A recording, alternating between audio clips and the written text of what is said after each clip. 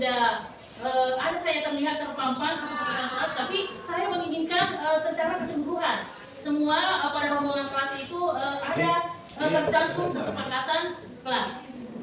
Nah,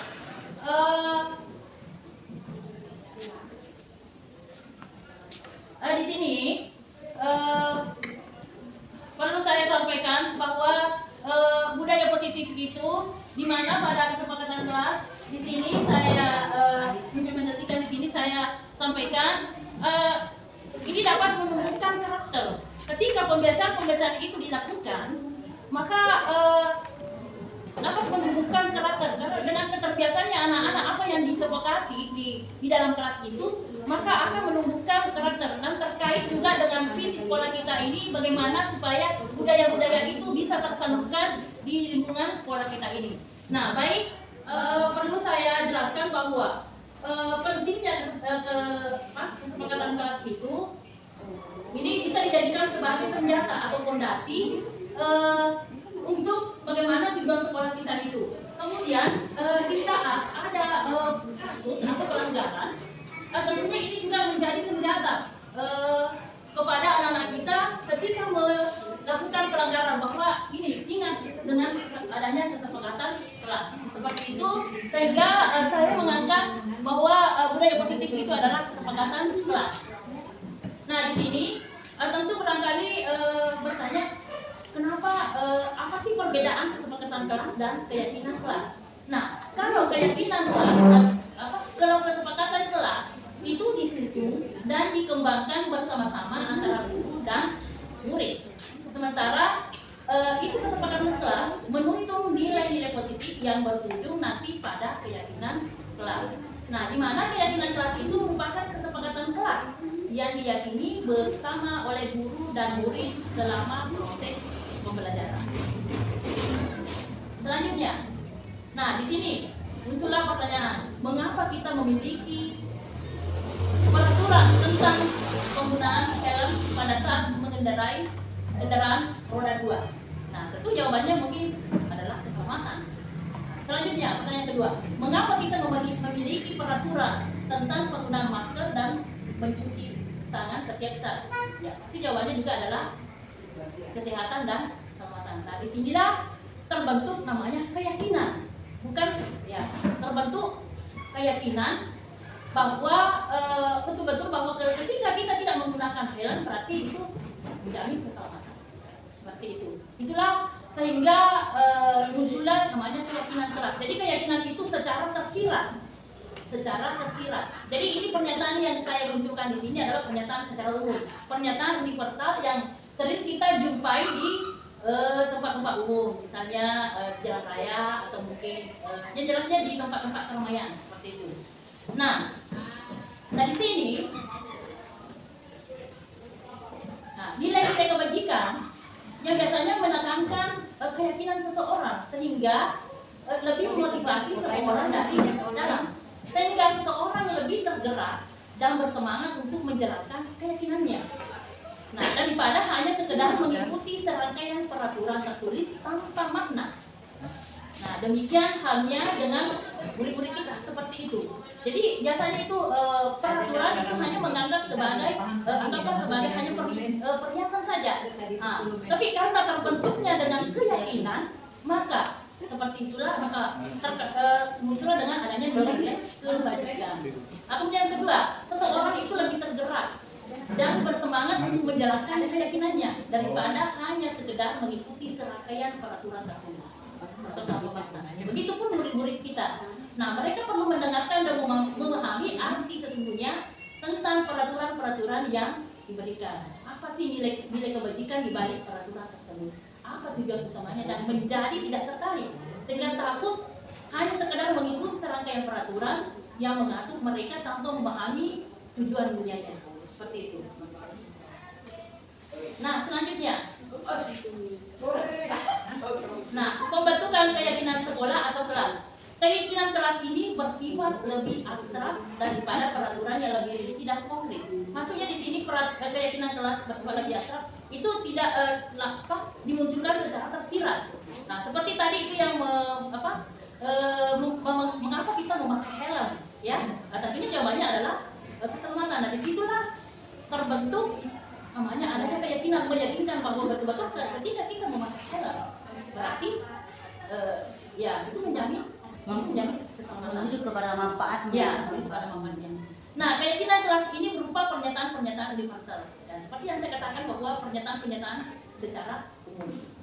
Nah, kemudian pernyataan keyakinan kelas senantiasa dibuat dalam bentuk positif. Ya.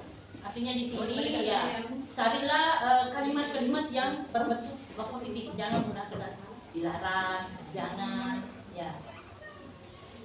Kemudian berikutnya, keyakinan kelas hendaknya tidak terlalu banyak karena sehingga mudah diingat dan dipahami oleh semua warga kelas. Jadi nantinya ketika kita memprogram kesepakatan kelas itu tidak perlu terlalu banyak karena itu kalau terlalu banyak kita barangkali juga sebagai guru kita tidak mampu juga mengingatnya, apalagi kalau anak-anak kita. Nah, kemudian berikutnya, keyakinan kelas sebaiknya sesuatu yang dapat diterapkan di lingkungan tersebut. Ya, artinya kita menyesuaikan dengan lingkungan kita, apa yang kita mampu lakukan. Begitupun juga dengan guru, murid, seperti itu. Jangan sampai kita mengangkat kesepakatan itu sementara murid juga tidak mampu. Jadi kita harus kerjasama antara guru dan murid. Apakah guru itu mampu melakukan dan begitupun juga siswa mampu melakukan. Selanjutnya, semua warga kelas hendaknya ikut berkontribusi dalam pembuatan keyakinan kelas lewat kegiatan surat pendapat. Nah, di sini bukan hanya ditujukan kepada satu atau dua orang atau perwakilan kelas saja, tidak, tetapi semua siswa dimintai pendapatnya. Apakah mampu melakukan kesepakatan yang disatukan? Apa maksudnya kesepakatan yang diusulkan atau tidak? Jadi semua siswa diminta pendapatnya. Apakah setuju dengan apa yang kita sepakati? Seperti itu. Kemudian bersedia meninjau kembali kembali ke keyakinan kelas dari waktu ke waktu. Nah, biasa kalau kita membuat kesepakatan, terkadang pernyataan-pernyataan ini hampir sama dengan pernyataan kedua. Nah, itu bisa ditinjau kembali. Itu bisa diulangi kembali, maksudnya bisa direvisi, maksud saya seperti itu. Misalnya contoh disiplin waktu.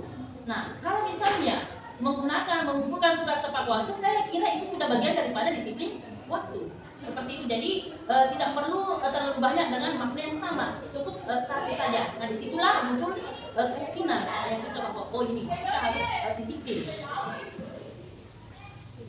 Nah, adapun prosedur pembentukan keyakinan sekolah atau kelas.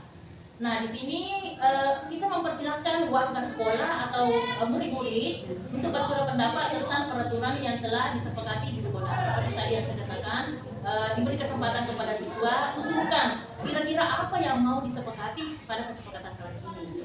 Jangan sampai kita mengusulkan seperti ini, tetapi siswa itu tidak mampu melakukannya. Nah, jadi makanya disatukan pendapat setiap siswa untuk menyampaikan pendapatnya, supaya itu nanti pendapat bisa disatukan. Kemudian yang kedua, mencatat semua masukan-masukan pada siswa atau mungkin siswa boleh di papan tulis atau mungkin ada di bukunya, di kertas, di mana bisa anak-anak itu bisa melihat hasil curah pendapatnya. Nah, seperti saya kemarin, karena sebelum saya mengetahui tentang keyakinan kelas ini, saya mengusulkan beberapa pernyataan yang begitu banyak. Nah, karena saya sudah mempelajari ini, maka saya bisa merevisi kembali. Dan saya meminta semua anak-anak apa yang sudah disepakati menulis di bukunya, ya, dan saya juga tampilkan di papan tulis. Kemudian susunlah keyakinan kelas itu sesuai dengan prosedur. Nah, contohnya tadi seperti itu, menggantilah kalimat-kalimat yang bentuk negatif nah menjadi positif. Misalnya contoh kalimat negatif, jangan berlari di kelas. Nah, bisa barangkali dirubah menjadi kalimat positif, berjalanlah di kelas atau koridor. Itu salah satu contoh ya, supaya Nah, disinilah muncul seperti pernyataan universal seperti itu. Nah, kemudian setelah kita menyusun keyakinan kelas, kita bisa meninjau kembali dari pendapat yang sudah dicatat.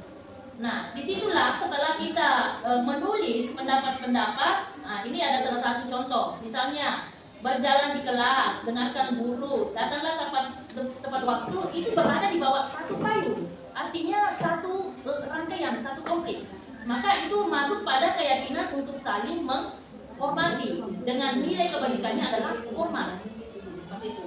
Keyakinan inilah yang akan dimasukkan dalam daftar untuk disepakati. Nah, seperti tadi yang saya katakan bahwa pertama pernyataannya disiplin waktu, kemudian ada yang kedua mengatur tugas dengan tepat waktu. Saya bisa barangkali itu bisa disatukan saja menjadi disiplin waktu. Nah, jadi itu sudah berkurang seperti itu. Nah, ini masih ada selanjutnya. Nah, kita dalam meninjau kesepakatan tadi itu perlu dilakukan secara bersama-sama, bukan hanya satu atau dua orang, supaya bisa disaksikan semua oleh siswa kita bahwa ini ada perubahan, supaya bisa dimaknai, bisa juga diketahui bahwa apa yang kita sepakati tadi itu ada perubahan. Nah di sini sebaiknya boleh-boleh saja barangkali lebih, misalnya kalau mesti ada yang mau ditambahkan. Ini bisa berkisar 3 sampai 7 prinsip. Ya, bila mana terlalu banyak maka warga kelas akan sulit mengingatnya dan akibatnya sulit untuk dijalankan. Jadi kalau terlalu banyak ya kita juga sebenarnya mana yang perlu diprioritaskan, mana yang perlu dibudayakan. Nah, selanjutnya setelah keyakinan selesai dibuat, maka dipersilakan meninjau ulang, menyetujuinya dan ditandatangani. Nah, misalnya ini kan masing-masing ada 6 program kewalian. Jadi tentunya wali kelas itu nantinya mengajak kepada semua warga kelas untuk membuat kesepakatan kelas. Nah, nantinya setelah dibuat kesepakatan kelas, ditandatangani oleh wali kelas dan diketahui oleh Bapak Kepala Sekolah. Seperti itu. Artinya menyetujui apa yang sudah disepakati. Kemudian keyakinan sekolah apabila sudah dilakukan dengan tadi sudah ACC, sudah ditandatangani baik dari wali kelas, ketua kelas dan kepala sekolah, maka ditempelkan di dinding.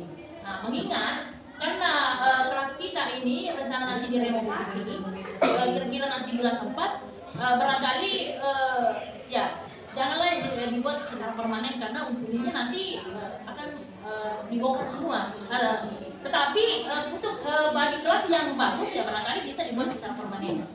Kira-kira bagaimana lah kesepakatannya, mungkin bisa ditempel di karton manila atau ya bagaimana lah upayanya di dalam kelas itu supaya bisa juga terlihat rapi, terlihat indah, yang nantinya ketika ada pengawas atau mungkin ya siapa saja, nah mungkin bisa melihat oh ini sudah ada perubahan-perubahan yang terlihat.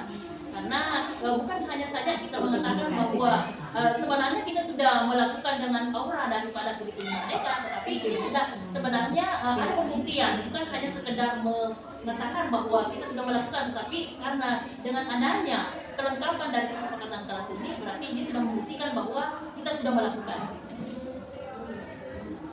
Nah, ini ada beberapa contoh keyakinan kelas, ya. Ini khusus untuk keyakinan kelas 1, keyakinan kelas 5. Nah, ini karena kita berada di posisi kelas 7, jadi nantinya kalau kenapa di sini kelas 7 karena sekarang kan baru kelas 7 ya, kelas 7 yang sudah dijadikan sebagai contoh untuk membuat keyakinan. Nah, di sini ada kata format. Format itu tadi adalah bentuk keyakinannya, nilai keyakinannya. Nah, di sini kami meyakini bahwa sangat penting untuk menghormati semua orang dan banyak milik orang lain. Itu nilai keyakinannya adalah nilai hormat. Kemudian begitu pun selanjutnya ada bekerja. Ya, dan selanjutnya diterima dan dimiliki. Itu salah satu contoh nilai keyakinan yang dilakukan oleh kelas 7. Nah, selanjutnya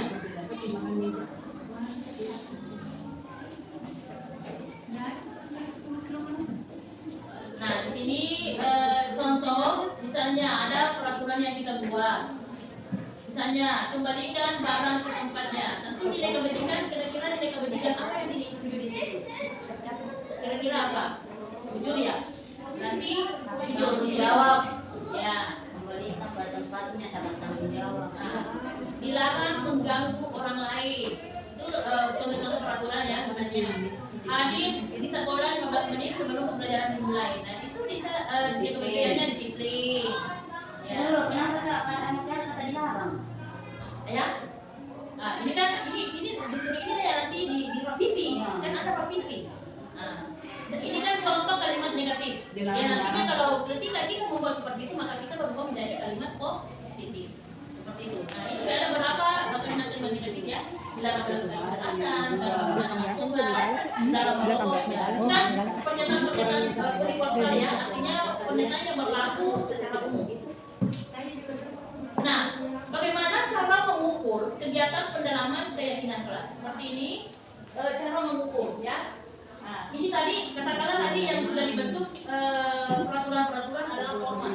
Nah, ini bisa kita mengukur tampak seperti datang tepat waktu. Ada yang tidak tampak, sering hadir, terlambat. Nah, selanjutnya ini bisa caranya mengukur bagaimana keyakinan kelas tadi itu yang sudah kita buat di dalam kelas. Seperti inilah kita mengukur kedalamannya atau terimplementasinya keyakinan kelas yang kita sudah sepakati. Nah, lanjut menyapa teman dan guru setiap hari. Nah, ada yang sudah tampak dan ada juga yang tidak tampak. Sepertinya tidak tampak, ya taat kepada teman dan guru. Selanjutnya, mengembalikan barang teman yang telah dipinjam dan mengucapkan terima kasih. Dan ada juga yang mengatakan yang tidak tampak tidak mengembalikan barang yang telah dipinjam dan meletakkan secara sembarangan. Tentunya barangkali pernah kita melihat seperti itu. Ya. Nah, ya. Terus kita melihat pada bekerja. Nah, ini sudah ada yang tampak tekun bekerja dan menyimak guru. Nah, ada juga yang tidak tampak, tidak mendengarkan guru dan acak tak acak. Nah, ini sering kita rasakan ya, sering kita lihat pada di dalam kelas. Sementara kita mengajar, ya ada juga yang lebih senang juga bermain, ada juga yang senang mengganggu temannya. Nah, itulah yang barangkali yang bisa dianggap sebagai tidak tampak. Ada juga yang memperhatikan berarti itu yang sudah tampak. Nah, karena tiga tadi sebagai keyakinan kelas, rasa diterima dan dimiliki. Nah, contoh, melibatkan semua anggota kelompok. Misalnya ini kalau kita berdiskusi ya, juga ini ada yang tidak tampak mengumpulkan salah satu teman kita. Mungkin pada saat teman kelompok ada yang temannya tidak mampu, ya ternyata dia tidak tidak mempedulikan temannya, dia tidak melihat bagaimana potensi temannya, biasa itu merendahkan temannya seperti itu. Nah itu ya bisa diukur kedalaman tidak tampak. Nah, kemudian selanjutnya bisa bertanya nanti kan kata-kata atau bisa komen-komen membesarkan hati. Nah ya yang tidak tampak nanti itu ada yang marah atau iri atas keberhasilan teman-teman kita seperti itu. Nah selain dari itu tadi dalam bentuk tabel ini bisa dilihat pengukuran kegiatan pendalaman keyakinan kelas melalui dengan tabel Y. Tabel Y di sini ada yang sudah terlihat, ada yang terdengar, dan ada yang berperilaku. Nah, ini maksud daripada tabel Y di sini artinya sudah dilihat ya, ada yang terlihat, yang berempati terhadap perasaan orang lain, dan ada juga yang sudah terdengar. Kita tidak melihat tetapi sudah terdengar dengan ucapan-ucapannya, dan bahkan juga ada sudah berperilaku. Nah, misalnya tersenyum ramah, memberikan salam hormat, berdebat tangan, meletakkan tangan di dada pada saat saling memberikan ruang bekerja. Nah, seperti itu. Ini bisa diukur pendalaman keyakinan kelas melalui model Y. Seperti itu ya. Ya. Jadi khusus untuk ini ya. Karena di sini 6 rombel, jadi saya berharap kepada perwalian kerjasama dengan siswa untuk membuat kesepakatan kelas di dalam kelasnya masing-masing. Seperti apa yang saya sampaikan tadi, saya sangat berharap supaya ini kesepakatan kelas ini bisa dilakukan bersama dengan siswa. Dan mungkin ini ada pertanyaan bahwa bagaimana dengan guru mata pelajaran? Guru mata pelajaran kalau misalnya kelihatannya nanti ditempel di situ tidak terlalu banyak, bisa dicantumkan di perangkat mengajarnya. Nah, misalnya apa yang sudah dicantumkan di situ perwalian cukup kita menambahkan, ya cukup kita menambahkan di perangkat mengajar kita. Contohnya misalnya saya supaya saya ingin membudayakan sesuai dengan mata pelajaran saya, maka saya membudayakan di situ membaca selama 15 menit sebelum pembelajaran dimulai. Misalnya ketika tidak ada ditampilkan pada kelas itu, maka saya menambahkan. Ini boleh-boleh saja disimpan di perangkat mengajarnya. Ya, jangan sampai nanti misalnya kita yang sebagai guru mata pelajaran mau disimpan di mana? Bisa disimpan di perangkat pembelajarannya supaya bisa juga ada dibudayakan setiap mata pelajaran. Seperti itu. Mungkin barangkali ada yang bisa ada pertanyaan? Iya, silakan. Terima kasih atas kesempatan yang diberikan kepada saya, dan terang tadi ini namanya materi TDP itu, makanya saya mau bertanya karena semakin clear kan tadi mungkin. Jadi begini, kalau saya tidak salah, mohon maaf kalau saya salah, karena tadi disebut tentang keyakinan dan kesepakatan di kelas. Kalau saya sebagai guru BK, masukan saya mungkin kalau karena kita lebih dalami materi ini, apakah bisa seperti budaya tabe? Karena terus terang di siswa kita itu yang namanya budaya tabe sekarang sudah menghilang. Karena dulu itu yang saya ingat, mungkin bukan dari tim saya, tapi dari tim yang saya dapat di sini juga yang pagi itu yang saya tahu itu dulu kalau dia lewat di depan gurunya, seakan-akan sopan, tunduk, tabe dan lain sebagainya. Tapi sekarang saya perhatikan di anak-anak kita itu sudah 90% menghilang. Ya, yang kedua, kalau kita sudah terapkan itu budaya tabe, saya sebagai guru BK yakin dan percaya dia bisa menghormati yang lainnya. Karena dengan adanya budaya tabe, dan mungkin bisa kita adakan suatu kesepakatan di kelas bahwa sebagai wali kelas juga mungkin boleh bahwa kita sepakat bahwa yang muda menghargai yang tua. Kita berkolaborasi antara guru dengan guru, antara siswa dengan siswa, guru dengan siswa, seperti itu. Jadi kalau adanya budaya tabe itu adanya saling menghormati antara satu dengan yang lainnya, yakin dan percaya seperti tadi yang disinggung bahwa berjalanlah dengan baik di dalam kelas, pasti ada itu kalau adanya budaya tabe. Terus jangan makin dulu terlalu jauh. Misalnya menurut saya, karena itu tadi saya keliru tentang ini, saya juga belum paham. Jadi seperti memakai helm, apa itu resikonya? Saya anggap itu sudah keluar. Tapi mungkin itu CGP seperti itu contohnya toh. Jadi kita dulu celah-celah kecil yang ada di sekitar anak kita. Toh, karena helm itu kan sudah keluar, walaupun memang itu kewajiban untuk keselamatan. Kita sudah percaya dan anak-anak apa ada kesepakatan dia sudah tahu. Toh, jadi di dalam kelas itu sebagai wali kelas dan guru mata pelajaran yang lainnya, mari kita kerjasama.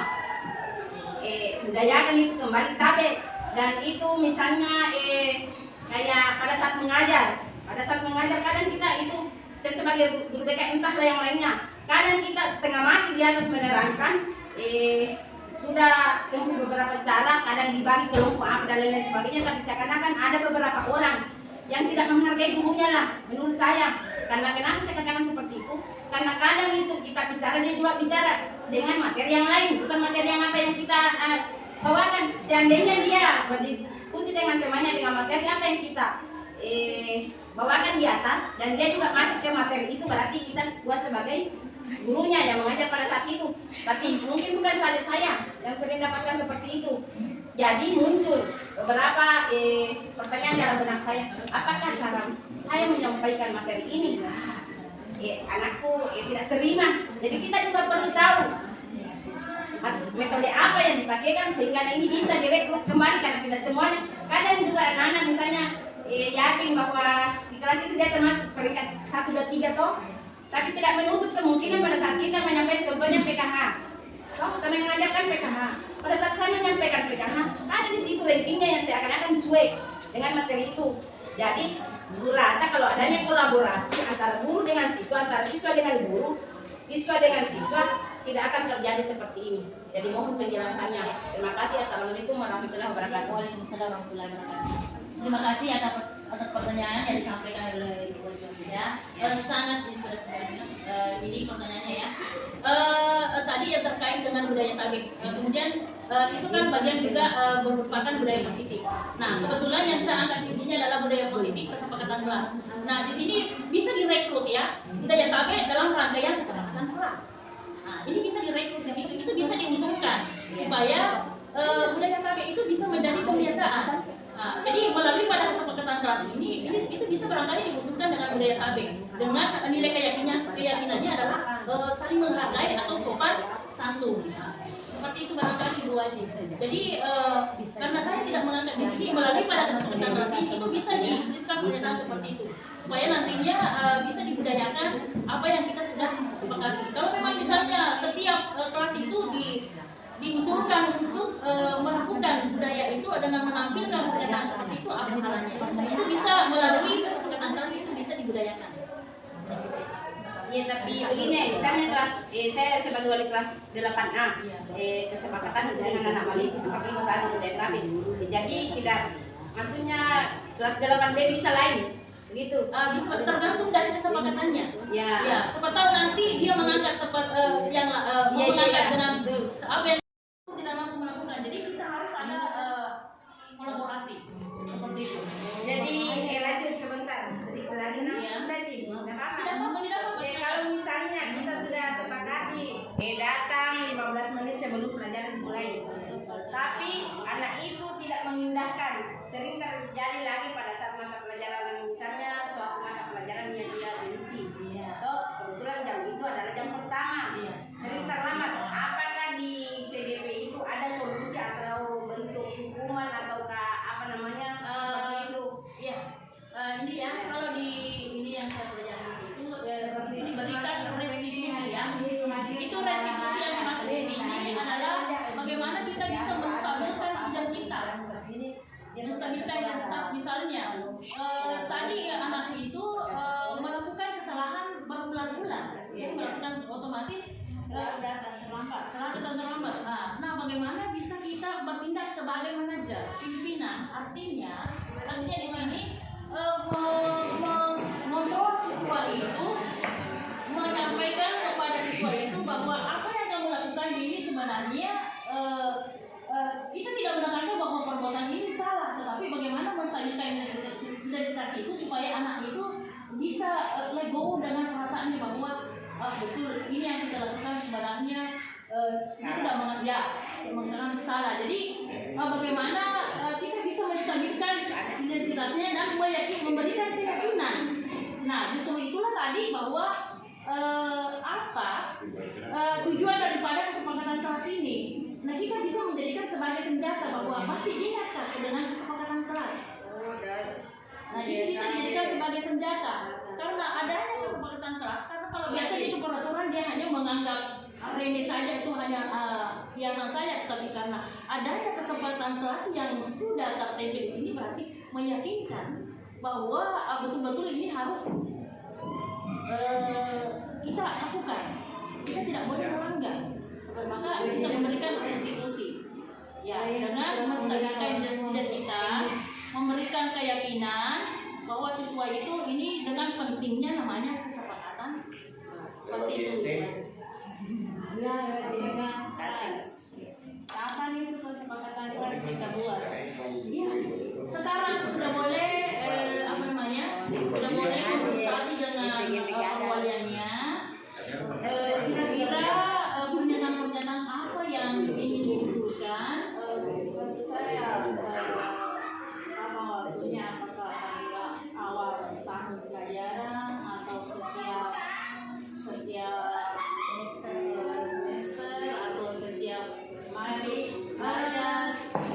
Kalau saya awal ini sepertinya seperti ini ya, mulai awal semester. Dan sewaktu-waktu bisa dirubah. Misalnya awal semester ganti, awal semester. Ya, bisa ada pembaharuan misalnya semester berikutnya lagi ketika mau ada pernyataan, ada perubahan, mungkin ada mau ditambah, itu bisa diberikan pembaharuan. Seperti itu. Nah, jadi kita bisa diberikan kesempatan kepada semua siswa untuk mengusulkan pernyataan-pernyataan yang dianggap sebagai pembuatan. Bagaimana masih ada? Terus misalnya kalau sudah buat kesepakatan kelas, terus banyak yang melanggar, dia sendiri yang buat, dia sendiri yang langgar. Justru inilah senjatanya ya, tujuannya kesepakatan kelas ini. Kan dulu karena tidak adanya kesepakatan kelas ini tidak ada sebagai senjata. Nah, karena dengan adanya ini berarti kita berusaha untuk meyakinkan anak itu dengan adanya kesepakatan kelas. Pasti ingat pada kesepakatan kelas. Nah, di situ kita bisa memberikan restitusi.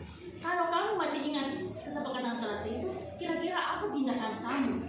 Nah, tindakan kamu untuk supaya bisa lebih baik, karena kita kan sepakat untuk membuat kesepakatan kelas ini. Semoga kesepakatan kelas dengan lain. Jadi kesepakatan kelas itu kira-kira berapa banyak yang bisa? Nah, tadi yang saya sampaikan boleh 5 minggu. Karena kalau terlalu banyak barangkali guru dengan siswa sulit untuk mengingat.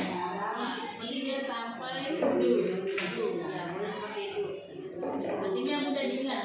Seperti tadi kan itu bisa dikaji ulang, misalnya kalau nilai-nilainya misalnya di waktu. Tadi misalnya datang tepat waktu, umur tugas tepat waktu itu saya kira itu nilai keyakinannya adalah disiplin. Pasti dilakukan saja.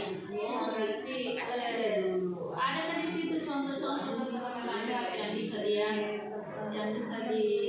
dicontohi. Anda maksudnya siapa tahu nanti saya berikan contoh tetapi siswa tersebut tidak mampu melakukan. Jadi tidak begini. Kalau ada contohnya diutawarkan, kalau dia mampu diambil, kalau tidak mampu tidak apa-apa di yang lain. Jadi misalnya saya ingin ada contoh-contohnya. Nanti dari sejumlah contoh itu nanti saya pilih yang mana bisa. Terima kasih atas kesempatan yang diberikan kepada saya. Sedikit berbagi tentang kesepakatan kelas yang sudah saya implementasikan. Jadi sebenarnya di kesepakatan kelas ini karena memang peserta didik yang buat sendiri kesepakatan itu dan mereka juga yang menentukan seperti apa sanksi yang akan mereka dapatkan ketika mereka melanggar dari kesepakatan yang sudah disepakati. Jadi cara saya itu kemarin untuk karena kan kemarin pernah memang saya terapkan kesepakatan kelas, tapi itu seperti tadi yang dikatakan Bunda, bagaimana kalau misalnya sudah membuat kesepakatan kelas tetapi minggu depannya dilanggar lagi. Dan itu sudah saya alami. Jadi saya itu mengubah kesepakatan kelas itu setiap mulai awal pembelajaran selalu mengingatkan bahwa kita sudah memiliki kesepakatan seperti ini. Jadi anak-anak itu ketika sering disampaikan, tiap hari mungkin disampaikan ketika kita mulai pembelajaran, itu akan berbekas di benak mereka bahwa saya sudah membuat kesepakatan seperti ini. Kemudian itu tadi yang disampaikan bahwa kesepakatan kelas ini bisa dimasukkan di dalam RPP. Bukan cuma itu saja untuk guru mata pelajaran, tetapi sangat bermanfaat juga bagaimana kepada akreditasi sekolah kita, karena ini masuk di ada poinnya untuk di tata tertib. Jadi bisa nanti Bapak Ibu ketika membuat kesepakatan kelas itu dibuat formatnya yang ditandatangani oleh guru mata pelajaran dengan ketua kelas, kemudian dikumpulkan dijadikan arsip untuk di bagian tata tertib pada berkas untuk akreditasi sekolah. Mungkin itu saja yang saya buat dulu sampaikan. buat dulu kasih bintang. Seperti itu yang bisa saya bagikan tentang kesepakatan kelas. Terima kasih. Assalamualaikum warahmatullahi wabarakatuh. Baik, demikianlah saya akan Ini kan masih segar-segar tutup otaknya sosialisasi ini tentang dan kesepakatan kelas. Mudah-mudahan apa yang saya sampaikan ini bisa diimplementasikan kepada perwalian dan bekerja sama dengan siswa. Dan begitu pun juga guru mata pelajaran tetap membuat kesepakatan kelas dan bisa juga ditampilkan di kelas kalau bisa, dan bisa juga disimpan di perangkat pembelajaran supaya